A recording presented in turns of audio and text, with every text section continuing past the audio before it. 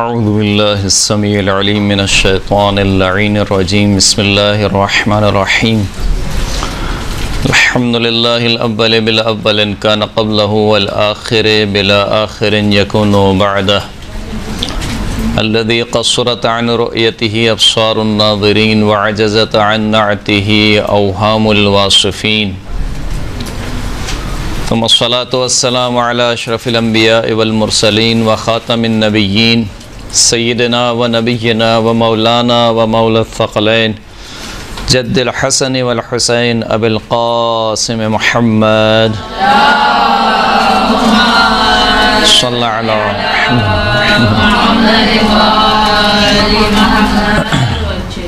وعلى آله الطيبين الطاهرين المعصومين الذين أذهب الله عنهم الرجس وطهرهم تطهيرا صلى على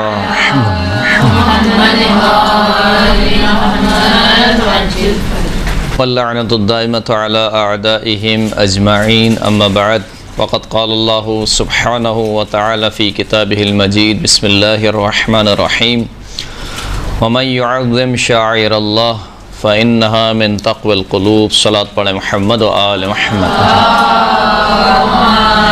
صلی علی محمد۔ سورہ مبارکہ حج کی آیت نمبر 32 ارشاد رب العزت ہو رہا ہے کہ وَمَن يُعَظِّمْ شَعَائِرَ اللَّهِ، جو شخص بھی شعائر اللہ کی تعظیم کرے، احترام کرے، فَإِنَّهَا مِن تَقْوَى الْقُلُوبِ، تو یہ دلوں کے تقوی میں سے ہے۔ کچھ ہی دن پہلے جو دن گزرا ہے انہدام جنت البقیع کے حوالے سے اس کو یاد کیا جاتا ہے۔ 8 شوال سن 1344 ہجری، یہ وہ تاریخ کا سیاہ ترین دن ہے کہ جس دن دین کے نام پر اور اسلام کے نام پر ان قبور کو ڈھا دیا گیا جو کہ اہل بیت عصمت و طہارت کی قبریں تھیں۔ نہ صرف یہ کہ اہل بیت اطہار کی قبور کو بلکہ کئی اصحاب کرام اور زوجات رسول اللہ صلی اللہ علیہ وآلہ وسلم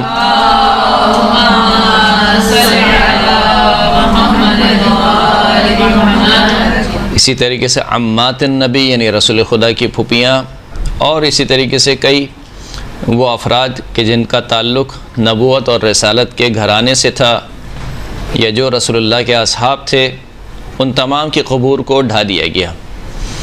پہلا حملہ 1220 ہجری میں ہوا۔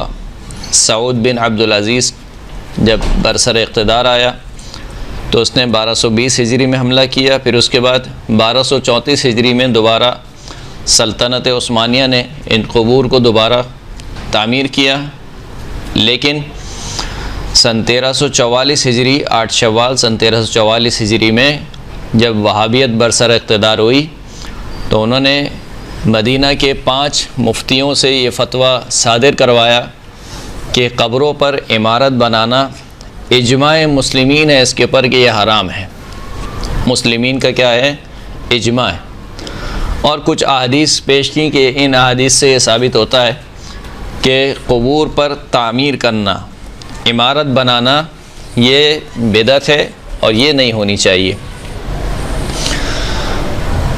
خداوند کریم کہہ رہا ہے کہ شاعر اللہ کی تعظیم دلوں کے تقوی میں سے ہے، اور عجیب بات یہ ہے کہ جس چیز کو خداوند کریم نے جس تعظیم کو دلوں کا تقوی قرار دیا، اسی تعظیم کو امت اسلامیہ نے بدعت اور شرک کے نام پر کیا کہا کہ یہ کفر ہے، یہ شرک ہے۔ تعظیم اور عبادت میں زمین آسمان کا فرق ہے۔ آپ سے کہا جائے کہ مثال کے طور پر آپ اپنے والد کی تعظیم کریں، تعظیم کا مطلب کیا ہے؟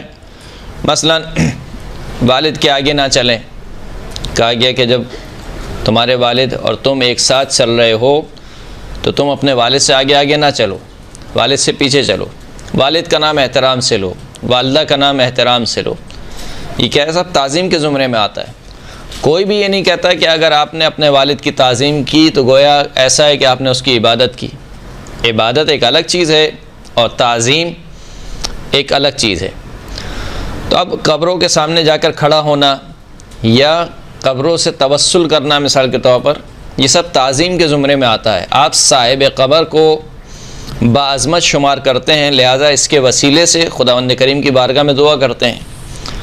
آپ دعا اللہ سے مانگ رہے ہیں، صاحب قبر کو وسیلہ قرار دے رہے ہیں کہ خدایا یہ تیرے حبیب کی قبر ہے، یہ تیرے رسول کے نواسے کی قبر ہے، میں اس کے وسیلے سے تجھ سے دعا مانگتا ہوں۔ دعا اللہ سے مانگی جا رہی ہے، لیکن صاحب قبر کی عظمت کو دیکھتے ہوئے وسیلہ قرار دیا جاتا ہے۔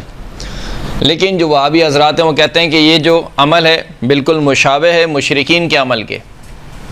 مشرکین کیا کرتے تھے؟ قرآن مجید میں قول موجود ہے، وہ کہتے تھے یہ جو بت ہیں، یہ بت ہمارے شفاعہ ہیں، شفیع ہیں، ہماری شفاعت کریں گے، لہٰذا وہ ان کی عبادت کرتے تھے، لفظ عبادت ہے، یا ان کو پکارتے تھے کہ دیکھو خداوند کریم نے پکارنے کو منع کیا ہے، پس غیر اللہ کو پکارنا کیا ہے؟ حرام ہے۔ جبکہ وہاں پکارنے سے مراد کیا تھی؟ وہ ان کی عبادت کیا کرتے تھے، بتوں کو پکارا کرتے تھے۔ پکارنے سے مراد فقط یہ نہیں کہ نام لے کر پکارتے تھے، بلکہ پکارنے سے مراد کیا ہے؟ عبادت کیا کرتے تھے۔ تو غیر اللہ کی عبادت اجماعاً مسلماً حرام ہے، بلکہ حرام کیا یعنی شرک کے زمرے میں ہے کہ اگر کوئی اللہ کے علاوہ کسی کی عبادت کرے۔ لیکن اللہ کے علاوہ کسی کو پکارنا، جبکہ وہ معبود سمجھ کے نہ پکارے کسی کو، بلکہ اللہ کا اور مخلوق کے درمیان وسیلہ سمجھتے وہ اس ہستی کو پکارے، تو یہ کہیں سے بھی عبادت نہیں ہے۔ بہرحال تو خداوند کریم فرماتا ہے کہ وَمَن يُعَظِّمْ شَعَائِرَ اللہ، جو بھی شاعر اللہ کی تعظیم کرے۔ شاعر اللہ سے کیا مراد ہے؟ شاعر جمع ہے شعیرہ کی۔ شعیرہ کے معنی ہوتے ہیں علامت کے، نشانی کے۔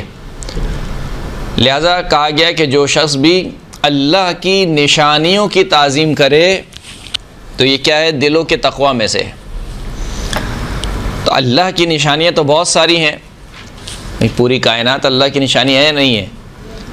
یعنی پوری کائنات آسمان و زمین میں جو کچھ بھی ہے وہ کیا ہے؟ سب کے سب اللہ کی نشانی ہے۔ ان فی خلق السماوات والارض واختلاف اللیل والنہار والفلک التی تجری فی البحر بما ينفع الناس وما انزل اللہ من السماء من ماء فاحیا به الارض بعد موتها وبث فيها من كل دابة وتصريف الرياح والسحاب المسخر بين الارض والسماء لآیات لقوم یعقلون۔ بتحقیق زمین اور آسمانوں کی خلقت میں، رات اور دن کے آنے جانے میں، ان کشتیوں میں جو سمندروں میں چلتی ہے کہ جس میں لوگوں کا فائدہ ہے، اور اس چیز میں جو اللہ آسمان سے نازل کرتا ہے پانی میں سے، کہ جس کے ذریعے سے اللہ مردہ زمین کو دوبارہ زندہ کر دیتا ہے، اور روئے زمین پر جتنے بھی خداوند کریم نے دابہ یعنی چوپائے پھیلائے ہیں، ان سب میں، ہواؤں کے چلنے میں، اور اس بادل میں جو زمین اور آسمان کے درمیان مسخر ہے، ان تمام چیزوں میں کیا ہے؟ لآیاتن، تمام چیزوں میں نشانیاں ہیں۔ کس کی نشانی ہے؟ کس کے لیے نشانی ہے؟ لقوم یعقلون، ایسی قوم کے لیے جو کہ عقل سے کام لیتی ہیں، تفکر کرتی ہیں۔ تو کائنات میں جو چیز بھی ہے وہ اللہ کی نشانی ہے، ہر چیز اللہ کی نشانی ہے۔ تو کیا ہر نشانی کی تعظیم تقوی الہی میں سے؟ خداوند کریم نے جانداروں کو خلق کیا ہے، انہی جانداروں میں سے کچھ جانوروں کو نجس العین قرار دیا ہے، مثلا کتا ہے، مثلا سور ہے۔ تو نعوذ باللہ کیا کتے کی تعظیم شاعر اللہ میں سے ہے، یعنی تقوی قلوب میں سے ہے، دلوں کے تقوی میں سے ہے؟ یہ ریت کے ذرات، یہ زمین جس کو رونتے ہوئے آپ ابھی آ رہے ہیں، پیروں تلے رون دیتے ہیں، آئے یہ تعظیم ہے؟ اگر اس کی تعظیم ہوتی تو پھر کوئی بھی پیدل نہ چلتا بلکہ سر کے بل چلتا۔ تو تعظیم کرنی ہے، تعظیم کا تو مطلب یہی ہے۔ تو اس کا مطلب ہے کہ ہر آیت، ہر نشانی شاعر اللہ نہیں ہے۔ کائنات میں جو کچھ بھی ہے وہ آیت اللہ تو ہے، مگر شاعر اللہ نہیں ہے۔ آیت اللہ اور شاعر اللہ میں کیا ہے؟ فرق ہے۔ تو پھر شاعر اللہ سے کیا مراد ہے؟ ان الصفا والمروۃ من شعائر اللہ، بے تحقیق صفا اور مروہ اللہ کی نشانیوں میں سے ہے۔ تو صفا و مروہ کیا ہے؟ کیا کوئی سونے کے پہاڑ ہیں یا چاندی کے پہاڑ ہیں؟ وہی پتھر کے پہاڑ ہیں۔ اور صفا اور مروہ جیسی نہ جانے کتنی پہاڑیاں ہیں مکہ میں اور پوری کائنات میں، بلکہ اس سے بھی کہیں زیادہ بلند و بالا، پتہ نہیں کون سی سب سے اونچی پہاڑی کون سی، K2 ہے کون سی ہے، بہرحال خوب جو بھی ہے بہرحال۔ تو اتنی ساری پہاڑیاں ہیں، وہ شاعر اللہ نہیں ہیں، تو صفا اور مروہ میں ایسے کیا ہے؟ یعنی وہ ساری پہاڑیاں آیت اللہ ہیں، لیکن صفا و مروہ شاعر اللہ ہیں۔ تو ان دونوں میں کیا رکھا ہے؟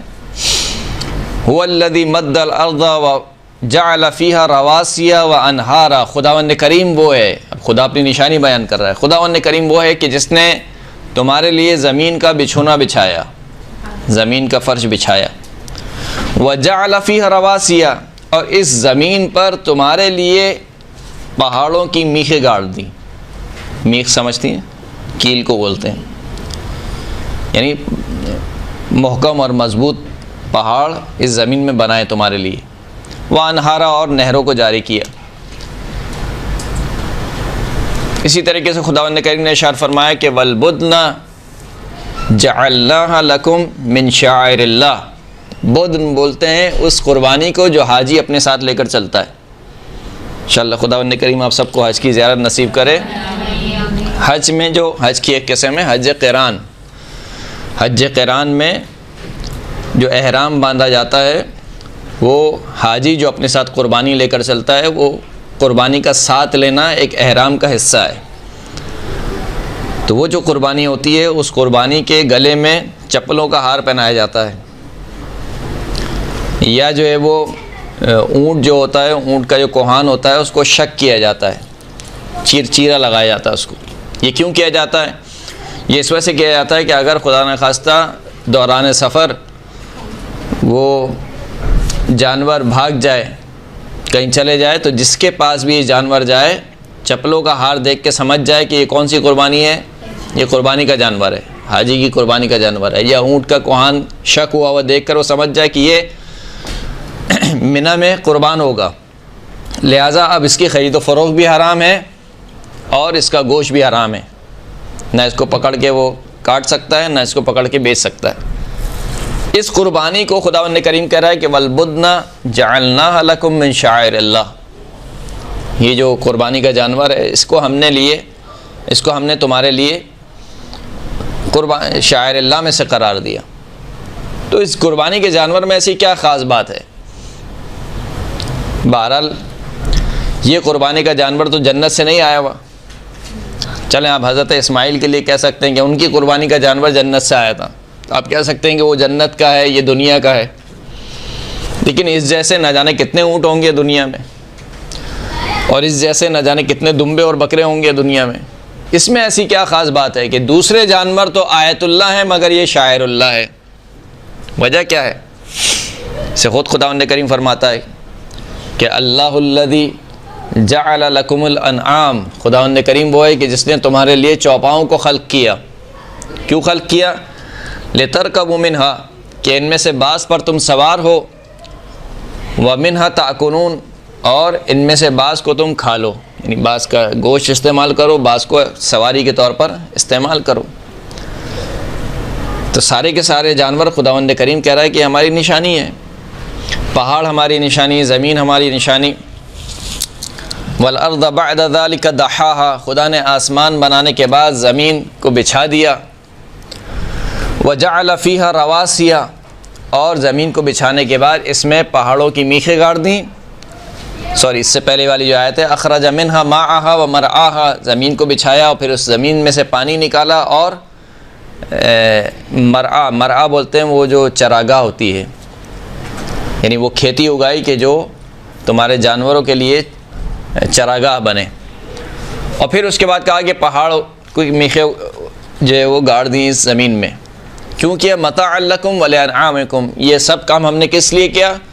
تمہارے گزر بسر کے لیے اور تمہارے چوپاؤں کے گزر بسر کے لیے، یعنی خدا اپنی نشانیاں بیان کر رہا ہے۔ تو سوال ہمارا پھر وہی ہو گیا کہ جب سب چیز ہی اللہ کی نشانی ہے تو پھر ان صفا اور مروہ میں کیا رکھا ہے؟ یہ کون سے سونے کے پہاڑ ہیں، چاندی کے پہاڑ ہیں؟ اس جانور کی قربانی میں کون سے سرخاب کے پر لگے ہوئے ہیں کہ وہ شاعر اللہ ہے مگر دیگر جو چیزیں ہیں وہ شاعر اللہ نہیں ہیں؟ تو اس کا مطلب یہ ہے کہ شاعر اللہ میں تھوڑا سا فرق ہے، وہ آیت اللہ ہیں، یہ شاعر اللہ ہے۔ شاعر اللہ سے مراد کیا ہے کہ جب جناب حاجرہ نے حضرت اسماعیل کی پیاس کے لیے صفا اور مروہ کے درمیان چکر لگائے تو یہ چکر لگانا خدا کو اتنا پسند آ گیا کہ ان دو پہاڑیوں کو اسلام کی نشانی قرار دے دیا، لہذا ان کو شاعر اللہ قرار دیا۔ کہا کہ ہر پہاڑی کے درمیان حاجرہ نے چکر نہیں لگائے، حاجرہ نے چکر لگانے کے لیے جن پہاڑی کو چنا وہ کون سی پہاڑی تھی؟ صفا اور مروہ۔ اسی طریقے سے وہ قربانی کا جانور جو حضرت اسماعیل کی جگہ پر آیا، پھر اس کے بعد جتنے جانور قربان ہوئے اس جگہ پر خداوند کریم نے ان جانوروں کو شاعر اللہ قرار دیا، یعنی اسلام کی نشانی قرار دیا۔ اللہ کے وجود کی نشانیاں الگ ہیں، لیکن اسلام کی نشانیاں کون سی ہیں؟ یہ نشانیاں ہیں ان الصفا والمروہ، جن سے اسلام پہچانا جاتا ہے۔ تو صفا اور مروہ شاعر اللہ، اسلام کی نشانیاں ہیں۔ بدن قربانی اسلام کی نشانی ہے۔ فَإِذَا أَفَضْتُم مِّنْ عَرَفَاتٍ فَاذْكُرُوا اللَّهَ عِندَ الْمَشْعَرِ الْحَرَامِ، دیکھو جب تم عرفات سے نکلو تو پس اللہ کو یاد کرو، کہاں پر؟ مشعر الحرام میں۔ مشعر وہی شاعر سے نکلا ہے، اس زمین پر جس کو خدا نے مشعر قرار دیا ہے۔ یہ مشعر کیا ہے؟ عرفات میں جب حاجی رکتے ہیں 9 ذی الحج کو، زوال کے بعد حاجیوں کو نکلنا ہوتا ہے۔ زوال کے بعد جب وہ وہاں سے نکلتے ہیں تو منی اور عرفات کے درمیان ایک سرزمین ہے جس کا نام مشعر ہے۔ اس مشعر میں حاجیوں کو رات گزارنا ضروری ہے، مغرب سے لے کر اور طلوع آفتاب تک وہیں پر رہنا ضروری ہے، صرف وہاں پر گزارنا ضروری ہے اس رات کو۔ تو وہ سرزمین کیا سرزمین ہے؟ وہاں پہ کوئی سونا ہے، چاندی ہے، کیا ہے؟ اس کو خدا کہہ رہا ہے کہ مشعر الحرام۔ دیگر سرزمین کو مشعر الحرام نہیں کہا، اس سرزمین کو کہا کیوں؟ کیونکہ یہ اب اسلام کی نشانیاں بنتی جا رہی ہیں۔ جتنے مناسک حج ہیں یہ تمام کے تمام مناسک حج اسلام کی نشانیاں بنتے جا رہے ہیں۔ بس سمجھ میں یہ آیا کہ جو چیز بھی اسلام کی نشانی بنے اس کو شاعر اللہ کہا جاتا ہے، اسلام کی نشانی۔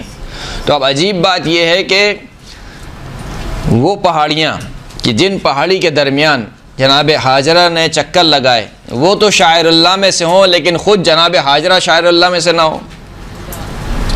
وہ پہاڑی کہ جس کے درمیان جناب حاجرہ نے حضرت اسماعیل کی پیاس کی خاطر چکر لگائے، وہ پہاڑیاں شاعر اللہ میں سے ہوں لیکن خود حضرت اسماعیل شاعر اللہ میں سے نہ ہو۔ وہ قربانی کا جانور جو حضرت اسماعیل کے لیے آیا وہ تو شاعر اللہ میں سے ہو، خود حضرت اسماعیل شاعر اللہ میں سے نہ ہو۔ سب سے بڑھ کر اگر شاعر اللہ میں سے کوئی ہستی ہے تو وہ حجت خدا ہے، اس لیے کہ دین اسلام کس کے ذریعے پہنچا ہے آپ تک؟ حجت خدا کے ذریعے سے پہنچا ہے۔ وہ رسول کائنات کے جن کے لیے خداوند کریم ارشاد فرماتا ہے کہ لولا کا لما خلقت الافلاق، کہ حبیب اگر آپ نہ ہوتے تو میں افلاق کو خلق نہ کرتا۔ تو پوری افلاق تو صلی اللہ علیہ محمد وعلی محمد،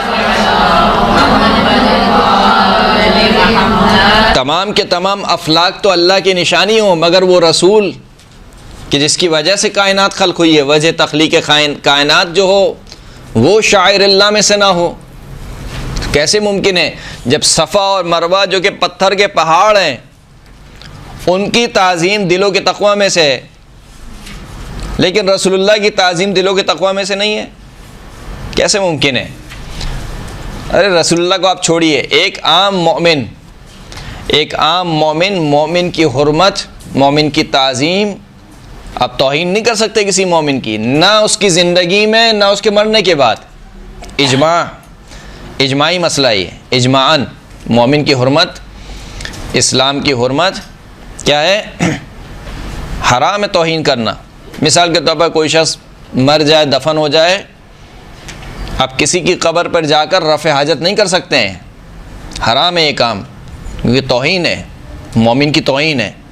تو مومن کا احترام جس طریقے سے اس کی زندگی میں واجب ہے اسی طریقے سے اس کے مر جانے کے بعد واجب ہے۔ اور احترام کا مطلب یہی ہے کہ آپ کوئی ایسا کام نہ کریں جو کہ توہین شمار ہوتا ہو عرف عام میں.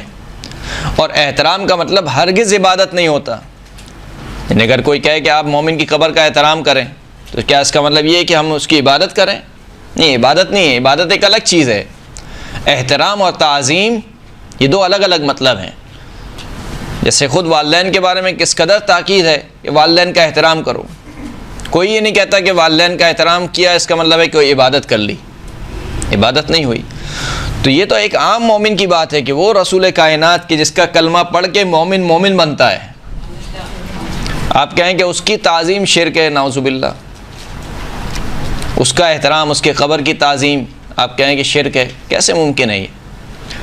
تو یہ شعائر اللہ میں سے ہیں. خود رسول گرامی اور ان کے اہل بیت اطہار بالخصوص یہ شاعر اللہ میں سے ہیں. شاعر اللہ کا مطلب کیا ہے؟ یعنی دین ان کے ذریعے سے پہچانا جاتا ہے، دین کی نشانی میں سے ہیں. اب کہتے ہیں کہ اجماعی مسئلہ ہے. بھائی اجماع کیسے ہو گیا؟ اگر اجماعی مسئلہ یہ ہوتا تو سن 1220 تک یہ تمام کی تمام قبور تعمیر تھیں، ان پر عمارتیں بنی ہوئی تھیں. خود رسول خدا کی قبر مبارک کہاں پر ہے؟ حجرے میں. حجرے کا مطلب کیا ہے؟ یعنی گھر میں، گھر کے اندر ہیں. اگر یہ کام حرام ہوتا تو وہ حدیث جو آپ کو معلوم ہے کہ آپ کے ذام میں وہ حدیث زوجہ رسول کو نہیں پتہ تھی تو کیوں دفن ہونے دیا پھر گھر میں؟ اور اگر دفن ہو گئے تھے تو پھر اس گھر کو مسمار کر دینا چاہیے تھا. لیکن نہ صحابہ نے یہ کام کیا، نہ تابعین نے یہ کام کیا. یعنی خود صحابہ کی آنکھوں کے سامنے یہ کام ہوا، دفن ہوئے اور پھر دفن رہے. یعنی وہ گھر اسی طریقے سے رہا، یہاں تک کہ وہ دیوار جو حجرے کے درمیان تھی اس دیوار کو عمر بن عبدالعزیز نے مزید بلند کروا دیا. تو اگر قبر کی تعمیر، قبر پر بنانا، عمارت بنانا حرام ہوتا تو یہ صحابہ اور تابعین کے سامنے یہ کام ہو رہا ہے، تو کیوں کر انہوں نے منع نہیں کیا؟ تو کیسے کہا جا سکتا ہے کہ اجماع مسلمین ہے اس کے اوپر؟ کوئی اجماع نہیں ہے اس کے اوپر. اب آپ کہیں کہ نہیں، گھر میں قبر تھی، پہلے گھر بنا تھا پھر قبر ہوئی، لیکن اگر قبر بنا کر اس کے اوپر گھر بنایا جائے تو یہ حرام ہے مثال کے طور پر. حالانکہ ایسا نہیں ہے. فتویٰ جو ہے وہ ابن تیمیہ کا فتویٰ موجود ہے. حدوثاً و ابقاءً. حدوث کا مطلب کیا ہوتا ہے؟ یعنی تعمیر کرنا. ایک قبر بنی ہو اور اس کے اوپر تعمیر کیا جائے، چار دیواری بنایا جائے اس کے اوپر، یہ بھی حرام ہے. و ابقاءً. اور اگر کوئی ایسی قبر بنی ہو کہ جس کے اوپر پہلے سے تعمیر بنی ہو، یہ ابقاءً اس قبر کو باقی رکھنا اس طریقے سے، یہ بھی حرام ہے ابن تیمیہ کے نزدیک. پھر خلیفہ ثانی کے دور میں جو فلسطین آزاد ہوا، جس فلسطین پر فتح ہوا، وہاں پر موجود ہے کہ انبیاء کی سرزمین ہے. انبیاء کی قبرہائے مبارک وہاں پر موجود ہیں. حضرت ابراہیم، حضرت اسماعیل وغیرہ کی قبریں وہاں پر موجود. اور وہاں پر لکھا جاتا ہے کہ اس وقت جو یہ قبریں موجود تھیں ایک کمرے کے اندر تھیں، یعنی کمرہ نما ایک عمارت بندی ہوئی تھی، اس کے اندر یہ قبریں تھیں، لیکن وہ کمرہ بند تھا، یعنی کوئی جا نہیں سکتا تھا اندر. تو اگر یہ کام حرام ہے اور بدعت ہے اور شرک ہے تو خلیفہ ثانی کو نہیں پتہ تھا؟ جو پورا فلسطین فتح کر سکتے ہیں وہ چار دیواری نہیں گرا سکتے ہیں. لیکن ان قبروں کو اسی حال میں چھوڑ دیا گیا. تو بس یہ کہنا کہ جو حدیث آج آپ کو پتہ چل رہی ہے وہ صحابہ کرام کو نہیں پتہ تھی، وہ خلیفہ ثانی کو نہیں پتہ تھی، وہ زوجہ رسول کو نہیں پتہ تھی، وہ تابعین کو نہیں پتہ تھی. تو اس کا مطلب ہے کہ حدیث سے جو معنی آپ لے رہے ہیں اپنے مطلب کا، وہ معنی درست نہیں ہے. کیونکہ اگر وہی معنی ہوتا تو تمام اصحاب کرام، تابعین کرام اشکال کرتے کہ یہ اس طریقے سے قبر بنانا صحیح نہیں ہے. یا اگر قبر بن چکی تھی تو پھر اس کے اوپر سے عمارت کو ڈھایا جاتا کہ یہ درست نہیں ہے، اور اسی حدیث کو پیش کرتے جس حدیث کو آپ پیش کر رہے ہیں. تو بس یہ جو آپ لے کر آ رہے ہیں کہ اجماع مسلمین ہے، یہ کوئی اجماع مسلمین نہیں ہے. پھر اس کے بعد خداوند کریم ارشاد فرماتا ہے کہ اللہ نور السماوات والارض. اللہ زمین اور آسمانوں کا نور ہے. یہ نور کہاں پر ہے؟ فی بیوت اذن اللہ ان ترفع. اللہ کا یہ نور ایسے گھروں میں ہے کہ جس کے متعلق اللہ نے یہ اذن دے رکھا ہے کہ ان ترفع، ان گھروں کو بلند کیا جائے۔ رفع کرنے کے معنی کیا ہے؟ بلند کرنا، جیسے کہ حضرت ابراہیم کے بارے میں بھی ملتا ہے، وَإِذْ يَرْفَعُ إِبْرَاهِيمَ الْقَوَاعِدَ مِنَ الْبَيْتِ، کہ جب حضرت ابراہیم اور حضرت اسماعیل نے خانہ کعبہ کے ستونوں کو بلند کیا۔ بلند کرنے سے مراد کیا؟ نہیں، تعمیر کیا ان کو۔ اب آپ کہیں کہ نہیں، یہاں پہ تو رفع معنوی ہے، یعنی معنوی اعتبار سے خدا نے ان گھروں کو بلند کیا فقط نہیں۔ اگر معنوی ہے تو معنوی کا تقاضا یہ ہے کہ اس کو ظاہر کیا جائے۔ ایسا نہیں ہو سکتا کہ فقط معنوی اعتبار سے تو بلند ہو لیکن ظاہری اعتبار سے اس کو ایسی ویران چھوڑ دیا جائے۔ تو اگر ظاہری اعتبار سے ویران چھوڑنا تھا تو خانہ کعبہ وہ تو تعمیر ہی نہیں تھا، ختم ہو چکا تھا، طوفان نوح میں ختم ہو چکا تھا۔ پھر کیوں خداوند کریم نے حکم دیا حضرت ابراہیم کو کہ اس گھر کو تعمیر کیا جائے؟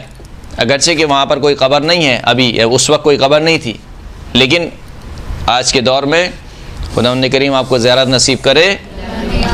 جو حتیم ہے، جو سی ٹائپ بنا ہوا ہے چبوترا، جو انسان کی قامت سے بھی بلند ہے، وہ کیا ہے؟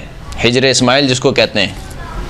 حجر اسماعیل وہ گھر تھا حضرت اسماعیل کا، اور اس کے نیچے جو متفق علیہ بات ہے وہ یہ کہ حضرت حاجرہ اور حضرت اسماعیل وہیں پر دفن ہیں۔ تو کیوں رسول خدا نے حکم نہیں دیا کہ بھائی اس کو ڈھا دو؟ اس کو ڈھا دینا چاہیے پھر، کیونکہ ایک تو مسجد الحرام بھی ہے، خود مسجد ہے، اور مسجدوں میں بھی سب سے افضل مسجد ہے۔ دوسرا وہاں پر عبادت بھی ہو رہی ہے، بلکہ جو حتیم کے سامنے پڑھ رہا ہے، حجر اسماعیل کے سامنے پڑھ رہا ہے، وہ تو اس کا رخ ہی قبر کی جانب ہے۔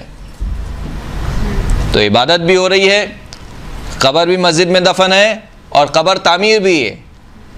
تینوں کام جو وہابی کہتے ہیں وہ تینوں کام موجود ہیں وہاں پر۔ وہابی کہتے ہیں کہ نہ قبروں پر آپ جو ہے وہ کو تعمیر کر سکتے ہیں، نہ قبروں کے جوار میں مسجد بنا سکتے ہیں، نہ قبروں کے سامنے آپ کو عبادت انجام دے سکتے ہیں۔ یہ تینوں کام ہوتے ہیں، ہو رہے ہیں، ہوتے رہیں گے انشاءاللہ۔ یہ تینوں کام وہاں پر ہو رہے ہیں۔ قبر بھی تعمیر ہے الحمدللہ، اس کی طرف رخ کر کے نماز بھی ہو رہی ہے، اور مسجد بھی ہے، مسجد الحرام بھی ہے۔ تینوں کام ہو رہے ہیں، لیکن نہ رسول خدا نے، نہ کسی صحابی نے، نہ خود مولا کائنات نے، کہ جن کی حدیث کو وہابی حضرات پیش کرتے ہیں، خود مولا کائنات نے حکم نہیں دیا کہ ان قبروں کو ڈھا دیا جائے، زمین بوس کر دیا جائے۔ تو اس کا مطلب ہے کہ دال میں کیا ہے؟ کچھ کالا نہیں، پوری دال ہی کالی ہے۔ خداوند کریم کہہ رہا ہے کہ فی بیوت اذن اللہ، ایسے گھروں میں ہیں کہ جن کے متعلق اللہ نے یہ اذن دے رکھا ہے ان ترفع، ان کو بلند کیا جائے، گھروں کو ڈھایا نہیں جائے، گھروں کو کیا کیا جائے؟ بلند کیا جائے۔ کیوں؟ وَيُذْكَرَ فِيهِ، اس میں ذکر کیا جائے خداوند کریم کے خداوند کریم کا ذکر کیا جائے۔ صبح و شام اس گھر میں ایسے مرد اللہ کا ذکر کرتے ہیں، یسبح فیہا بالغدو والآصال رجال لا تلہیہم تجارت ولا بیع عن ذکر اللہ۔ یہ ایسے گھر ہیں کہ جن میں ایسے مرد اللہ کا ذکر کرتے ہیں صبح و شام، کہ جن کو نہ تو تجارت اور نہ ہی خرید و فروخت اللہ کے ذکر سے غافل نہیں کرتی ہے۔ یعنی ایسے مرد اس گھر میں پائے جاتے ہیں جو اس طریقے سے اللہ کا ذکر کرتے ہیں کہ خرید و فروخت اور تجارت ان کو اللہ کے ذکر سے غافل نہیں کرتی ہے۔ ایک وہ مرد ہیں کہ جن کا تذکرہ کہاں پر ہوا؟ سورہ جمعہ میں، وَتَرَكُوكَ قَائِمًا، اے حبیب جیسے ہی آواز لگتی ہے کہ بھئی بازار لگ گیا جمعے کے دن، یہ سب کے سب نکل پڑتے ہیں وَتَرَكُوكَ قَائِمًا، اور تو یہ چھوڑ جاتے ہیں، تو اکیلا بیچارہ کھڑا رہتا ہے۔ جیسے ہی تجارت کی آواز لگی سب کے سب تو یہ چھوڑ کر بھاگ گئے۔ کہا کہ دیکھو اب اگر ایسا ہوگا تو تم ایسے نہیں مانو گے کہ خداوند کریم نے جمعے کے دن، جمعے کے وقت تجارت کو حرام قرار دے دیا۔ فَإِذَا قُضِيَتِ الصَّلَاةُ فَانْتَشِرُوا فِي الْأَرْضِ وَابْتَغُوا مِنْ فَضْلِ اللَّهِ، جب نماز تمام ہو جائے اب زمین میں پھیل جاؤ اور اللہ کے فضل کو تلاش کرو۔ نماز کے بعد، یعنی تجارت ہوگی اب کب ہوگی؟ خرید و فروخت تجارت کب ہوگی؟ نماز کے بعد ہوگی۔ تو ایک وہ مرد ہیں اور ایک یہ مرد ہیں کہ ان کے متعلق خدا کہہ رہا ہے کہ یہ اس گھر میں ایسے مرد ہیں کہ جن کو خرید و فروخت و تجارت اللہ کے ذکر سے روکتی نہیں ہے، غافل نہیں کرتی ہے۔ تو یہ کون سے گھر ہیں؟ تفسیر دور المنصور میں جلال الدین سیوطی نے روایت نقل کی انس ابن مالک سے کہ جب یہ آیت نازل ہوئی فقام الیہ رجل، تو ایک شخص رسول خدا کی خدمت میں کھڑا ہوا اور کہا کہ ایو بیوت ہذہ یا رسول اللہ، یہ کون سے گھر ہیں کہ جن کے بارے میں خداوند کریم کہہ رہا ہے کہ اللہ کا نور ایسے گھروں میں پایا جاتا ہے۔ یہ نہیں کہا کہ اللہ کا نور مسجدوں میں پایا جاتا ہے، مسجدوں میں نہیں، کہ ایسے گھروں میں۔ کون سے گھر ہیں؟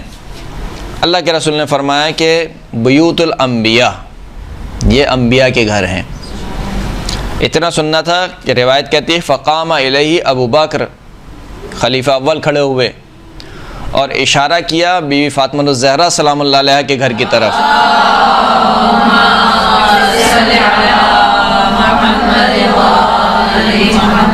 اور اشارہ کر کے کہا کہ کیا یہ گھر بھی انہی گھروں میں سے ہے، انبیاء کے گھروں میں سے ہے؟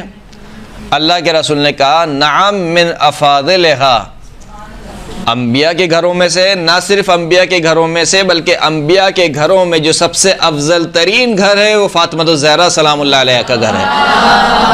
صلی اللہ علیہ محمد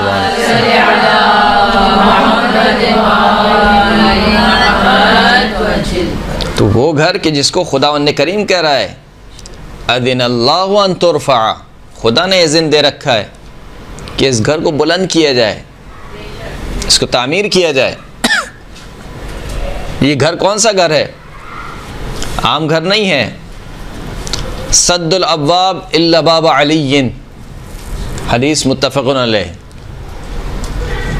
تمام کے تمام گھروں کے دروازے بند کر دیے جائیں سوائے علی ابن ابی طالب کے گھر کا دروازہ۔ یہ مسجد بنائی تھی تو اس وقت قبلے کی تبدیلی نہیں ہوئی تھی، یعنی اس وقت جو قبلہ ہے بالکل اس کے اپوزٹ قبلہ تھا اور اس طرف رخ کر کے لوگ نماز پڑھتے تھے، اس وقت قبلے کی تبدیلی نہیں ہوئی تھی۔ تو لوگوں نے اپنے گھر ایسے بنائے ہوئے تھے کہ ان کے گھر کا دروازہ مسجد کے صحن میں کھلتا تھا۔ اشتیاق بھی تھا، اس وقت مسلمان تھے تو کہا کہ ہم زیادہ دیر نہ ہو، فوراً سے ہم وضو کریں اور نماز کے لیے اپنے گھر سے ہی مسجد میں داخل ہو جائیں۔ اس وقت وحی نازل ہوئی، وحی سے مراد رسول خدا کو حکم ہوا کہ سد الابواب، سارے کے سارے دروازے بند کر دو، الا باب علی، سوائے علی ابن ابی طالب کے دروازے کے، علی کا دروازہ بند نہیں ہوگا۔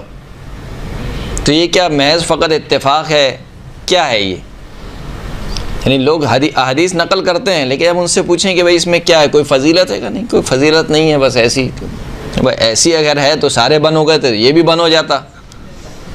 کیوں سارے بند رکھے اور علی کا کھلا رکھا؟ وجہ کیا ہے؟ اور ایسا نہیں کہ اعتراض نہیں ہوا، اعتراض بھی ہوا کہ یا رسول اللہ آپ نے ہمارے دروازے بند کروا دیے اور علی کا دروازہ کھلا رکھا۔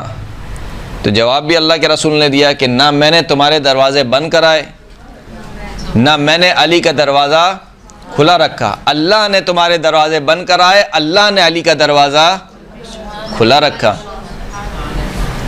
اسی طریقے سے جب اعتراض ہوا کہ یا رسول اللہ ہم نے آپ سے فاطمہ کا ہاتھ مانگا، آپ نے منع کر دیا، علی نے آپ سے فاطمہ کا ہاتھ مانگا، آپ نے دے دیا، تو سیم یہی جواب دیا، نہ میں نے تمہیں منع کیا، نہ میں نے علی کو ہاں کہی، اللہ نے تمہیں منع کیا، اللہ نے علی کو ہاں کہی۔ صلی اللہ علیہ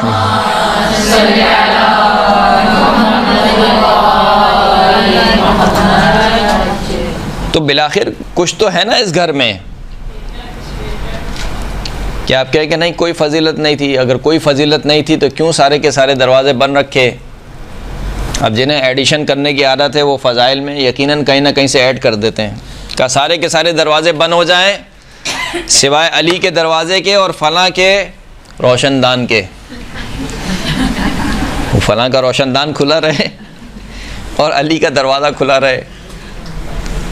وہ جس فلاں کا نام لیتے ہیں وہ فلاں اس دور میں وہاں پہ رہتے ہی نہیں تھے، ان کا گھر وہاں سے دور تھا کہ فلاں کے روشن دان کھلا رہے، وہ فلاں کا وہاں پر گھر ہی نہیں تھا۔ جس طریقے سے وہ جو حدیث ہے اس کے ساتھ ایڈیشن کرتے ہیں، انا منیت العلم وعلی بابہا، میں علم کا شہر ہوں اور علی اس کا کیا ہے؟ دروازہ۔ فلاں چھت ہے، فلاں دیوار ہے، صحیح ہے، فلاں پر نالہ ہے، نہ جانے اور کیا کیا ایڈیشن کرتے ہیں۔ تو جن کا کشکول فضائل و کمالات سے خالی ہے وہ ہمیشہ اپنے آپ کو چپکانے کی کوشش کرتے ہیں اہل بیت کے ساتھ کہ کسی طریقے سے کچھ مل جائے یہاں سے، اور جتنا وہ چپکنے کی کوشش کرتے ہیں اتنا ہی خداوند کریم کہتا ہے کہ نہیں، انما کی باڑھ کھینچ دیتا ہے۔ انما یرید اللہ لیذھب عنکم الرجس اہل البیت ویطہرکم تطہیرا۔ صلی علی محمد وعلی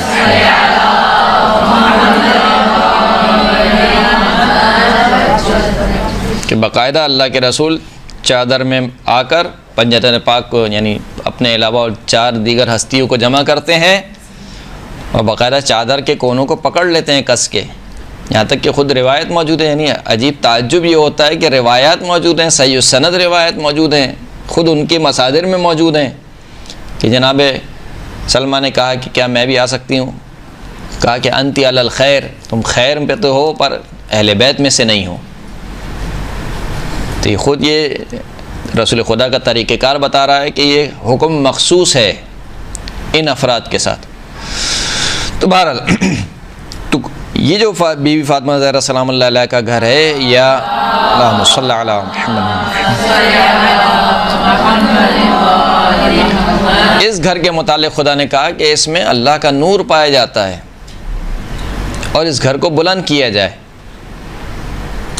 یہی وجہ ہے کہ آیت تطہیر سورہ احزاب میں یہ آیت کا دوسرا ٹکڑا ہے جو آپ پڑھتے ہیں، مکمل آیت نہیں ہے یہ۔ اس آیت کا جو پہلا والا حصہ ہے اس میں خداوند کریم نے کیا ارشاد فرمایا؟ وَقَرْنَ فِي بُيُوتِكُنَّ، اے نبی کی زوجات تم اپنے گھروں میں ٹک کے رہو۔ بیت مفرد ہے اور بیوت اس کی جمع ہے۔ بیوت یعنی گھر، بہت سارے گھر، بیت یعنی ایک گھر۔ وَقَرْنَ فِي بُيُوتِكُنَّ، اے نبی کی زوجات تم اپنے گھروں میں ٹک کے رہو۔ وَلَا تَبَرُّجَنَّ تَبَرُّجَ الْجَاهِلِيَّةِ الْأُولَى، اور زمانہ جاہلیت کی طرح زینت نہ کرنا۔ رسول خدا کی زوجات کو خداوند کریم کیا دے رہا ہے؟ حکم دے رہا ہے، دیکھو زمانہ جاہلیت کی طرح زینت نہ کرنا۔ یہ آیت تطہیر کا پہلا حصہ ہے، اس میں لفظ بیوت استعمال ہوا، درست؟ ٹھیک آیت تطہیر والی آیت کے بعد جو دوسری آیت ہے اس میں کہا کہ وَاذْكُرْنَ مَا يُتْلَى فِي بُيُوتِكُنَّ، دیکھو اے رسول کی زوجات جو کچھ تمہارے گھروں میں تلاوت کیا جائے اس کو یاد کرو۔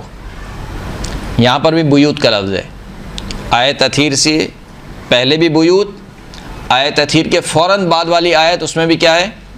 بیوت کا لفظ ہے۔ ایک اور آیت وہ بھی سورہ احزاب کی ہے، یا ایھا الذین آمنوا لا تدخلوا بیوت النبی، اے صاحبان ایمان نبی کے گھروں میں داخل نہ ہو۔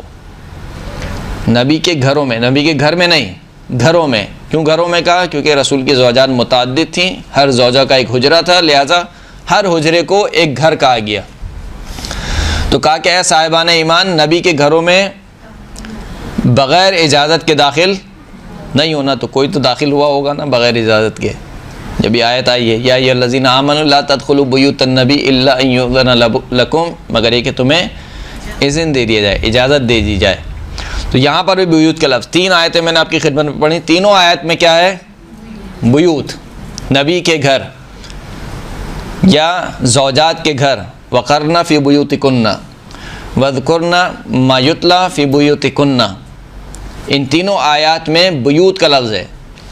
لیکن آیت تطہیر میں کیا کہا؟ انما یرید اللہ لیذھب عنکم الرجس اہل البیت، یہاں پر اہل البیت ہے، اہل البیوت نہیں ہے۔ تو اس کا مطلب ہے کہ وہ تمام کے تمام جو گھر تھے وہ بیوت النبی تو تھے لیکن بیت النبوہ نہیں تھا۔ بیت النبوہ والرسالہ جو گھر تھا وہ ایک ہی گھر تھا، وہ گھر فاطمہ الزہرا سلام اللہ علیہا کا گھر تھا۔ صلی اللہ علیہ وسلم۔ لہٰذا اس گھر کو کہا گیا کہ یہ کیا ہے گھر، کون سا گھر ہے؟ اہل بیت نبوت و طہارت کا گھر ہے، نبوت کا گھر ہے، وہ نبی کے گھر ہیں، یہ نبوت کا گھر ہے۔ نحن اہل بیت النبوہ، ہم نبوت کے اہل بیت ہیں۔ ومعدن الرسالہ، رسالت کی کان ہم ہیں۔ ومختلف الملائکہ، ملائکہ کے آنے جانے کی جگہ ہم ہیں۔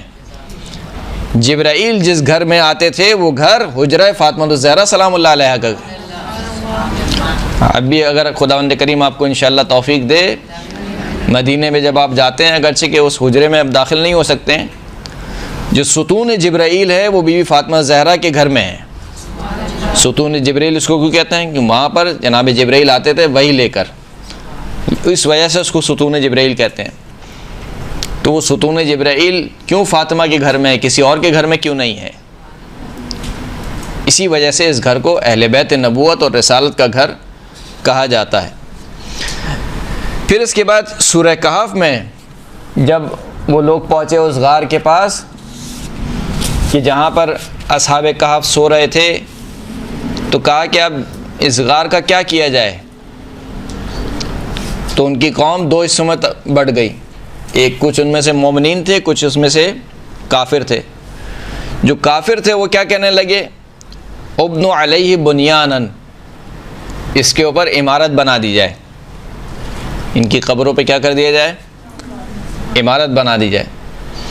اور جو لوگ مومنین تھے، قال الذین غلبوا علی امرہم لنتخذن علیہم مسجدا، جو مومنین تھے وہ کہنے لگے کہ ہم ضرور بضرور ان کی قبروں پہ کیا بنائیں گے؟ مسجد بنائیں گے۔ اور خدا نے نہ کافروں کی مذمت کی یہاں پر، نہ مومنین کی مذمت کی۔ یعنی ایسا نہیں کہ یہ آیت کے اس آیت کے بعد خدا نے کہا ہو کہ جو کافروں نے کہا وہ بھی غلط تھا، جو مومنین نے کہا وہ بھی غلط تھا۔ قبروں پہ نہ عمارت بن سکتی ہے نہ مسجد بن سکتی ہے، لیکن خداوند کریم نے نہ کافروں کی مذمت کی اور نہ ہی مومنین کی مذمت کی، یہ دونوں رائے تھیں۔ اب جو ہمارے بھولے والے مسلمان ہیں وہ کہیں گے کہ نہیں، یہ شاید ان کی شریعت میں جائز ہوگا، رسول اللہ کی شریعت میں جائز نہیں ہے۔ تو شرک کا جو معاملہ ہے وہ کسی شریعت سے مختص نہیں ہے۔ ان الدین عند اللہ الاسلام، دین اللہ کے نزدیک کیا ہے؟ فقط و فقط اسلام ہے۔ اور دین اسلام کا جو بنیادی ترین عقیدہ ہے وہ کیا ہے؟ عقیدہ توحید ہے۔ تو آپ یہ نہیں کہہ سکتے کہ شریعت موسیٰ میں تو کوئی مشرکانہ کام جائز تھا، لیکن شریعت محمدی میں یہ مشرکانہ کام جائز نہیں ہے۔ شرک شرک ہے، وہ ہر شریعت میں حرام ہے، نہ صرف حرام ہے بلکہ کفر کا سبب بھی ہے۔ تو لہٰذا یہ نہ کہیں کہ ان کی شریعت میں جائز تھا، ان کی شریعت میں جائز نہیں ہے۔ اب آ جائیے اس حدیث پر، جو حدیث پیش کی جاتی ہے ابو الحجاج سے۔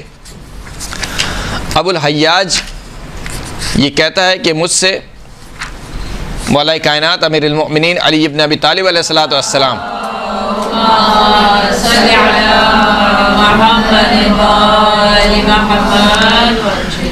مجھ سے مولا کائنات نے کہا، قال علی ابن ابی طالب الا ابعثک علی ما بعثنی علیہ رسول اللہ صلی اللہ علیہ وآلہ وسلم، کیا صلی اللہ علیہ محمد،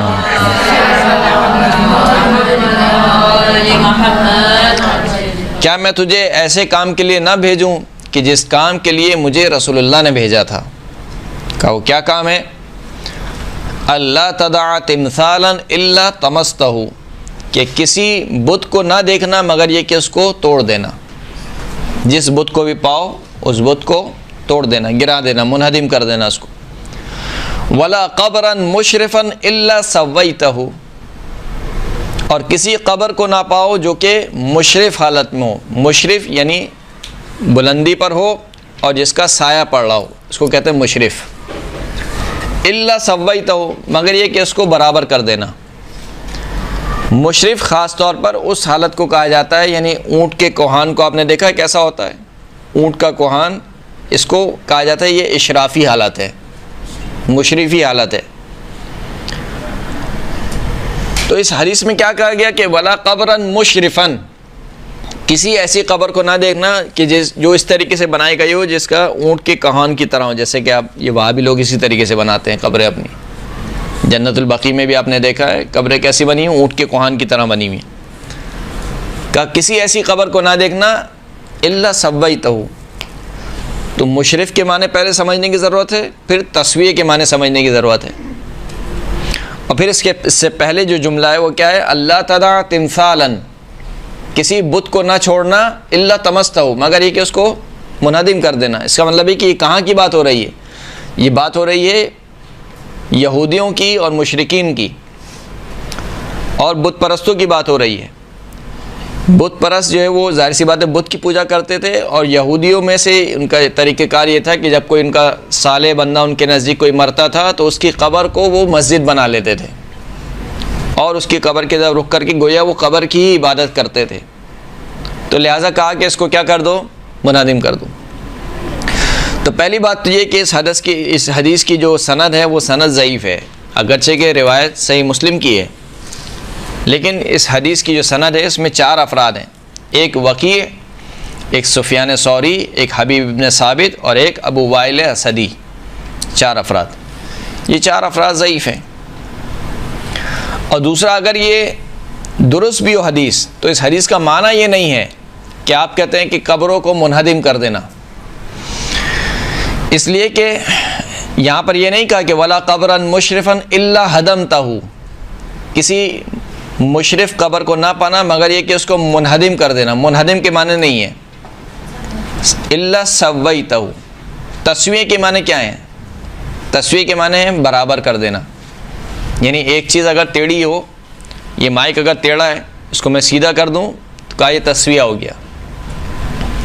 الذی خلق فسوی سبح اسم ربک الاعلی. تسبیح کرو اپنے رب اعلیٰ کی، الذی خلق فسوی، کہ جس نے خلق کیا اور خلق کرنے کے بعد پھر برابر کر دیا. برابر کر دینے سے کیا مراد ہے؟ یعنی تمہیں ٹھیک ٹھیک خلق کیا. ایسا نہیں ہے تمہاری آنکھیں پہ لگا دی، تمہاری ناک تمہارے سر کے پیچھے لگا دی، تمہارے کان ایک اوپر اور ایک نیچے کر دیے، کہ نہیں. خلق فسوی، خلق کیا پھر برابر، جو اس جہاں پر ہونا چاہیے اس کو وہیں پر رکھا. ہاتھ جہاں پر ہونے چاہیے تھے وہاں پر رکھے، پیر جہاں پر ہونے چاہیے تھے. اسی طریقے سے جتنے بھی اعضاء ہیں یہ تمام کے تمام اعضاء ایسے خلق کیے کہ جیسے خلق ہونے چاہیے تھے. یعنی تسویہ کیا، برابر کیا. یعنی اگر آپ اس کو میں تشبیہ دینا چاہوں کہ تو کس طریقے سے مٹی کے برتن بنائے جاتے ہیں، آپ نے دیکھا ہے چکی پہ مٹی کے برتن بنائے جاتے ہیں. پہلے مٹی اس کے اوپر رکھی جاتی ہے، پھر اس کے بعد ہاتھوں سے اس کو کیا کیا جاتا ہے؟ سنوارا جاتا ہے. اس کام کو کہتے ہیں تسویہ کرنا. یعنی اس کو برابر کر دیا، ٹھیک کر دیا. تسویہ کے معنی ہرگز یہ نہیں ہے کہ بالکل زمین بوس کر دیا، زمین سے بالکل ملا دیا، ایسا نہیں ہے. تو تسویۃ القبر اجماع مسلمین ہے کہ قبر کو تسویہ کرنا مستحب ہے. تسویہ سے مراد کیا ہے؟ یعنی مسطح بنانا. قبر بنانا، قبر بنانے کے بعد اس کو اونٹ کے کوہان کی طرح نہ چھوڑنا، بلکہ اس کی سطح کو پلین کرنا، مسطح کرنا، اس کو کہتے ہیں تسویہ. اور قبر کو اونچا کرنا یہ بھی اجماع مسلمین میں سے، کہ قبر کو بنانے کے بعد ایک بالش تک اونچا رکھنا زمین سے، یہ بالاجماع مسلمین مستحب ہے. تمام فرقوں میں یہ مستحب ہے. قبر بنانے کے بعد ایک بالش اس کو بلند کرنا اور قبر کو برابر کرنا، یہ بھی تقریباً تمام مسلمانوں کے نزدیک مستحب ہے، لیکن سوائے کچھ 1-2 فرقے کے جو اس کو مستحب شمار نہیں کرتے ہیں. ورنہ یہ تسویۃ القبر. مزے کی بات یہ ہے کہ یہ حدیث جس باب میں لکھی گئی ہے اس کا جو ٹائٹل ہے باب و تسویۃ القبر، اس کا ٹائٹل بھی کیا ہے؟ قبر کو برابر کرنے کا باب. قبر کو مٹانے کا نہیں ہے. اب یہ نہیں کہ قبر کو مٹا دو، یہ نہیں کہا کہ نہ یہ ہوتا کہ باب و حدم القبور، قبور کو منہدم کرنے کا باب، یہ بھی نہیں ہے. باب ہے تسویۃ القبر، قبر کو برابر کرنا. قبر کو برابر کرنا ایک الگ معنی ہے، اور قبر کو مٹا دینا، منہدم کر دینا، توڑ دینا، یہ زمین آسمان کا فرق ہے دونوں معنوں میں. تو اس باب میں اس روایت کو نقل کیا گیا ہے. خود باب سے پتہ چل رہا ہے کہ یہاں پر اس حدیث کے معنی یہ نہیں ہے کہ آپ جو ہے وہ قبور کو ڈھا دیں، ان پر عمارتوں کو ڈھا دیں، یہ معنی نہیں ہے. عمارت سے اصلاً تعلق نہیں ہے قبر، یہ اس حدیث کا. یہ حدیث ناظر ہی نہیں ہے اس طرف کہ اگر قبر پر کوئی عمارت بنی ہو تو اس کا کیا حکم ہے.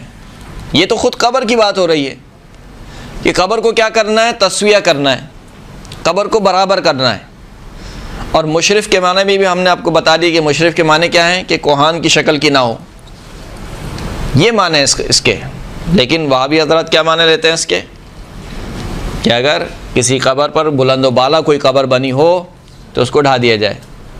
ابھی آپ جا کے دیکھیے خود ماشاءاللہ رسول خدا کی قبر مبارک شاید ایک آدمی 2 آدمی کے قد کے برابر ہو، ایک آدمی کی قبر سے تو یقیناً اونچی ہے، تو اس کو کیوں نہیں ڈھایا گیا ابھی تک؟ نعوذ باللہ۔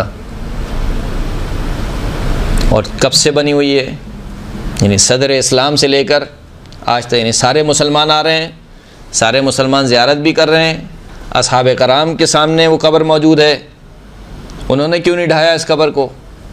اگر تسویۃ القبر کے معنی یہی ہیں تو سب سے پہلے جو قبر ڈھا دینی چاہیے تھی وہ کون سی تھی؟ رسول خدا کی قبر تھی، کیونکہ رسول خدا کی قبر سے ہی کیا ہونا چاہا، یعنی رسول خدا کی قبر ڈھائی جاتی تاکہ مسلمانوں کو بتایا جاتا کہ بھئی دیکھو جب رسول خدا کی قبر کو نہیں چھوڑا تو مسلمان کی قبر کی کیا ویلیو ہے، لیکن وہ قبر موجود ہے اپنی جگہ پر۔ پھر وہ حجر اسماعیل آپ کے سامنے موجود ہے، جیسا تھا وہ ویسے ہی موجود ہے، اس کی قامت بھی ایک آدمی کے قد سے اونچی ہے، اس کو کیوں نہیں ڈھایا؟ اس کو ختم کر دیتے۔ لیکن یہ تمام چیزیں، یہ واقعات بتاتے ہیں کہ اس حدیث کا قبر کو ڈھانے سے کوئی تعلق نہیں ہے۔ یہ حدیث فقط کس لیے آئی ہے؟ فقط اس لیے آئی ہے کہ قبر کو تسویہ کر دیا جائے۔ علاوہ بر ان کے اس میں 4 افراد جیسے کہ وقی کے بارے میں خود امام احمد ابن حنبل کا قول نقل کرتے ہیں، جو وہ حافظ عسقلانی امام احمد ابن حنبل کہتے ہیں کہ انہو اخطأ فی 500 حدیث، وقی نے 500 حدیثوں میں غلطی کا شکار ہوا ہے۔ یعنی ایسا شخص جس نے 500 احادیث میں کیا کی ہو؟ مسٹیک کی ہو، غلطی کی ہو۔ اخطاء کا مطلب یہ ہے، جبکہ روایت کو لینے میں کیا ہونا چاہیے؟ راوی ضابط ہونا چاہیے، اس کا حافظہ مضبوط ہونا چاہیے، ہیر پھیر نہ کرے، نہ لفظوں میں نہ اس کی سند وغیرہ میں۔ جبکہ خود وقی کے بارے میں خود امام احمد ابن حنبل کہتے ہیں کہ اس نے 500 حدیثوں میں کیا کیا ہے؟ غلطی کا شکار ہوا ہے۔ محمد بن نصر کہتے ہیں کہ کان وقی یحدث بالمعنی ولم یکن من اہل اللسان، یہ حدیث بالمعنی کرتا تھا۔ حدیث بالمعنی کا مطلب کیا ہے؟ عین الفاظ کو بیان نہیں کرتا تھا، بلکہ اس الفاظ کے معنی کو، معنی کا مطلب کیا ہوتا ہے؟ معنی کا مطلب ہے کہ میرے الفاظ سے آپ نے جو سمجھا ہے وہ آپ بیان کر رہی ہیں۔ اگر کوئی آپ سے باہر جا کے پوچھے مولانا نے کیا کہا، تو آپ عین الفاظ کو نہ دہرائیں، بلکہ ان الفاظ کے معنی کو اپنے الفاظ میں دہرائیں۔ اس کو کہتے ہیں کہ حدیث بالمعنی۔ تو حدیث بالمعنی کا مطلب کہ معنی یہ ہوگا کہ جو آپ نے سمجھا ہے وہ بیان کر رہے ہیں، عین حدیث کے الفاظ آپ نے بیان نہیں کیے۔ اسی طریقے سے سفیان ثوری کے بارے میں ابن مبارک کہتا ہے کہ حدث سفیان بحدیث فزعته وهو يدلس فلما رآني استحیا، سفیان ایک حدیث بیان کر رہا تھا تو میں اس کے پاس گیا جبکہ وہ تدلیس کر رہا تھا۔ تدلیس کا مطلب کیا ہوتا ہے؟ یعنی حدیث کی سند میں چھیڑ چھاڑ کرنا، اس کو بولتے ہیں تدلیس۔ حدیث کی سند میں چھیڑ چھاڑ کرنا، حدیث کو کم کر، یعنی سند کے کسی سلسلے کو منقطع کر دینا ہے، جو بھی عبارت۔ لیکن جب اس نے مجھے دیکھا تو ایک دم سے کیا گیا؟ شرما گیا۔ بھائی کوئی تو غلط کام کر رہا تھا نا وہ، کہ جب ابن مبارک کو دیکھ کر جو وہ شرما گیا۔ تو بہرحال یہ بھی ضعیف کے زمرے میں آتا ہے، ضعف کے زمرے میں آتا ہے۔ جہد سفیان الثوری ان یدلس علی رجلا ضعیفا فما امکنہ، یحییٰ قطان کہتا ہے کہ سفیان ثوری نے بہت کوشش کی کہ وہ مجھ پر کسی ضعیف شخص کو تدلیس کرے، یعنی مجھ سے روایتیں لیں اور اس کی سند میں ایک ضعیف شخص کو شامل کرے اور کہے کہ میں نے اس ضعیف شخص سے کیا کی ہے؟ روایت کی ہے۔ فما امکنہ، لیکن یہ کام اس سے نہیں ہو پایا۔ تو یہ مدلس شخص ہے۔ خود جو تیسرا شخص ہے حبیب بن ثابت، کانا مدلسن، یہ بھی کیا ہے؟ مدلس ہے۔ اور ابو وائل اسدی جو کہ بغض علی ابن ابی طالب میں مشہور ہے، یعنی مشہور ہے کہ یہ علی ابن ابی طالب سے بغض رکھتا تھا۔ وہ علی ابن ابی طالب کے جس کے لیے رسول خدا نے فرمایا کہ یا علی لا یحبک الا مؤمن، ولا یبغضک الا منافق، اے علی تجھ سے محبت نہیں رکھے گا مگر مومن، اور تجھ سے بغض نہیں رکھے گا مگر منافق۔ تو ایک منافق شخص کی روایت کیسے لے سکتے ہیں آپ؟ تو 4 بندے ہیں، ان 4 بندوں میں یہ اشکالات پائے جاتے ہیں۔ یہ ایک حدیث ہے۔ اس کے علاوہ جو دوسری کچھ احادیث ہیں، وقت نہیں ہے لیکن میں کچھ خلاصتاً آپ کی خدمت میں پیش کر رہا ہوں۔ جو دوسری حدیث ہیں وہ حدیث جابر بن عبداللہ انصاری سے ہیں۔ یہ تقریباً 11 احادیث ہیں جو جناب جابر بن عبداللہ انصاری سے ہیں، اور مختلف اسناد کے ساتھ ہیں، لیکن ان میں 2 مسئلے ہیں۔ ایک تو اکثر کی سند ضعیف ہے، اور دوسرا اس کا متن میں بھی اضطراب ہے۔ صحیح ہے؟ متن میں کیا اضطراب ہے؟ اضطراب کے معنی کیا ہوتے ہیں؟ کہ ایک مرتبہ کہا جا رہا ہے کہ مثال کے طور پر قبر پر نہ بیٹھو، ایک مرتبہ کہا جا رہا ہے کہ مثال کے طور پر قبر پر کچھ نہ لکھو۔ رسول خدا نے منع فرمایا، نہا رسول اللہ ان تجسیس القبر، قبر کو پکا کرنا۔ تجسیس جثہ سے نکلا، جیم صاد، یعنی اینٹیں بنانا، اینٹیں بنا کر قبر کو پکی کرنا۔ تو ایک روایت میں مثال کے طور پر رسول خدا نے کہا کہ قبر کو پکی نہ کرو، اینٹیں نہ لگاؤ، والاعتماد علیہ، اور کہا کہ اس پر اعتماد کرنے کا مطلب ہوتا ہے ٹیک لگانا۔ قبر پر ٹیک لگا کر بیٹھو نہیں، یا ٹیک لگا کر کھڑے نہیں ہو مثال کے طور پر۔ کچھ حدیث میں کہا کہ فقط جو ہے وہ قبر کو اینٹوں سے پکی نہ کرو۔ پھر کچھ حدیث میں کہا کہ قبر کو اینٹوں سے پکی نہ کرو اور اس پر کتابت نہ کرواؤ، یعنی کچھ لکھواؤ نہیں، اور اس کے اوپر کچھ بناؤ نہیں، اور قبر کے اوپر چلو نہیں۔ پھر ایک حدیث میں کہا کہ رسول خدا نے فرمایا کہ قبر پر لکھو نہیں کچھ۔ پھر کہا کہ قبر پر بیٹھو نہیں، اور اسی طریقے سے قبر کو تعمیر نہیں کرو۔ یعنی یہ جابر بن عبداللہ انصاری کی جتنی بھی روایات ہیں، ان روایات کے متن میں اضطراب پایا جاتا ہے کہ آیا رسول خدا نے فقط قبر کو پکا کرنے سے منع فرمایا ہے، یا پکا کرنے کے ساتھ قبر پر بیٹھنا بھی منع ہے، یا قبر پر بیٹھنے کے ساتھ قبر پر ٹیک لگانا بھی منع ہے، یا قبر پر ٹیک لگانے کے ساتھ قبر پر کتابت کرنا بھی منع ہے، یا قبر پر کتابت کرنے کے ساتھ قبر کو تعمیر کرنا بھی کیا ہے؟ منع ہے۔ تو خود اس حدیث کے متن میں کیا پایا جاتا ہے؟ اضطراب پایا جاتا ہے۔ اور جو روایت کی سند ہیں، ان سند میں بھی کچھ افراد ہیں جو کہ ضعیف شمار کیے جاتے ہیں، کیونکہ یہ جو جناب جابر والی جو احادیث ہیں، ان تمام کی احادیث کی سند میں 2 افراد پائے جاتے ہیں، ایک ابن جریح اور ایک ابو زبیر۔ یا دونوں ساتھ ہیں یا الگ الگ ہیں، یعنی کسی حدیث میں فقط ابو جریح کا ذکر ہے، کسی حدیث میں فقط ابو زبیر کا ذکر ہے، اور کسی حدیث میں دونوں کا ذکر ہے، ابو جریح کا بھی اور ابو زبیر کا بھی۔ ابو جریح کے بارے میں ابن حجر عسقلانی وہ کیا کہتے ہیں؟ سئل یحییٰ ابن سعید عن حدیث ابن جریح فقال ضعیف، سوال کیا گیا یحییٰ ابن سعید سے، کس کے بارے میں؟ ابن جریح کی حدیث کے بارے میں۔ آیا ابن جریح کی احادیث کو لینا کیسا ہے؟ تو یحییٰ بن سعید نے کہا ضعیف، یہ شخص ضعیف ہے۔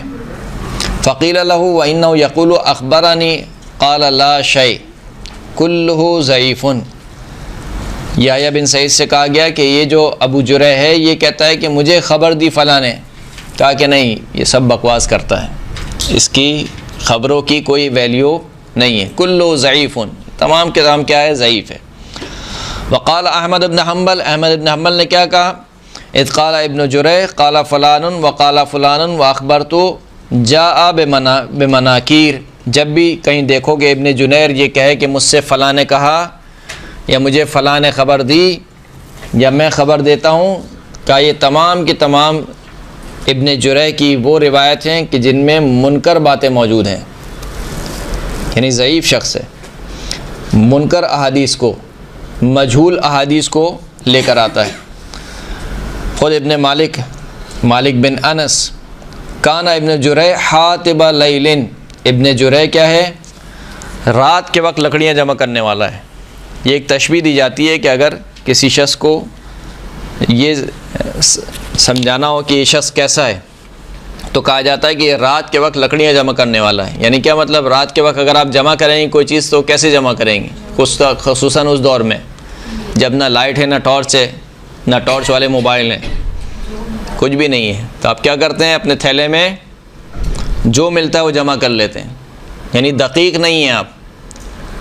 لہذا یہ حاطب لیلن ہے، یعنی رات کے وقت لکڑیاں جمع کرنے والا ہے. ایسے جہاں سے جو چیز ملتی ہے اٹھا لیتا ہے، جمع کر لیتا ہے. یعنی جو حدیث بھی آتی ہے آگے جا کے بیان کر دیتا ہے قبل اس کے کہ یہ دیکھے کہ یہ حدیث بھی ہے یا نہیں ہے، ثابت بھی ہے یا نہیں ہے. لہذا یہ شخص جو ہے وہ ضعیف ہے. دارقطنی کہتا ہے تجنب تدلیس ابن جريح فإنه قبیح التدلیس لا يدلس الا فيما سمعه من مجروحین. کہا کہ ابن جریح کی تدلیس سے پرہیز کرو. یہ تمام باتیں تھیں جو کہ ابن جریح کے بارے میں تھیں، ابو جریح کے بارے میں. ابو زبیر کون ہے بھائی؟ یہ ابو زرع کے بارے میں نقل کیا جاتا ہے کہ جو عبداللہ ابن احمد ہے، یعنی احمد ابن حنبل کے بیٹے عبداللہ، وہ اپنے والد سے اور وہ ایوب سے نقل کرتے ہیں کہ وہ کہتے ہیں کہ انہ کان یعتبر ابا زبیر الضعیف، کہ ایوب جو ہے وہ ابو زبیر کو ضعیف روات میں شمال کرتا تھا. اسی لیے ابن شعبہ کہتے ہیں کہ لم یکن فی الدنیا احب الی من رجل یقدم فاسألہ عن ابن زبیر ان ابی الزبیر فقدمت مکہ فسمعت منہ فبین انا جالس عنده اذ جاءه رجل فسألہ عن مسألة فرد علیہ فافترى علیہ فقلت یا ابا الزبیر تفتری علی رجل مسلم قال انہ اغضبنی. یعنی ایک ایسا شخص تھا جو اپنی ہوائے نفس کے مطابق فیصلہ کرتا تھا. ایک شخص آیا اور اس کے متعلق کہا کہ بھائی مسئلہ پوچھا، اس نے ایک حدیث کو بیان کیا. دوسرا شخص آیا تو اس کے اوپر کیا کیا؟ جھوٹ باندھ دیا. تو اس نے کہا کہ تم نے ایک مسلمان شخص پر جھوٹ باندھ دیا. کہا کہ اس لیے کہ اس نے مجھے ناراض کیا تھا، یعنی کوئی معاملہ ہوا تھا، میری کوئی اس سے جھڑپ ہو گئی تھی، لہٰذا میں نے کیا کیا؟ بدلے میں اس کے اوپر جھوٹ باندھ دیا. تو یہ دو افراد جو کہ ابو جریح اور ابو زبیر، دونوں کے دونوں افراد ان تمام کی احادیث کی سند میں پائے جاتے ہیں. خلاصہ یہ ہے کہ جتنی احادیثیں پیش کی جاتی ہیں وہ سند کے اعتبار سے بھی ضعیف ہیں اور متن کے اعتبار سے بھی کیا ہیں؟ ضعیف ہیں. اور اگر ان کا متن صحیح بھی مان لیا جائے، بالخصوص پہلے والی حدیث کا، تو وہ اس معنی پر دلالت نہیں کرتی ہیں کہ قبور کو کیا کر دیا جائے؟ منہدم کر دیا جائے، بلکہ وہ تسویۃ القبر کو ثابت کرتی ہیں. تسویۃ القبر کے معنی کیا ہوتے ہیں؟ قبر کو برابر کرنا. وآخر الدعوانا الحمد للہ رب العالمین.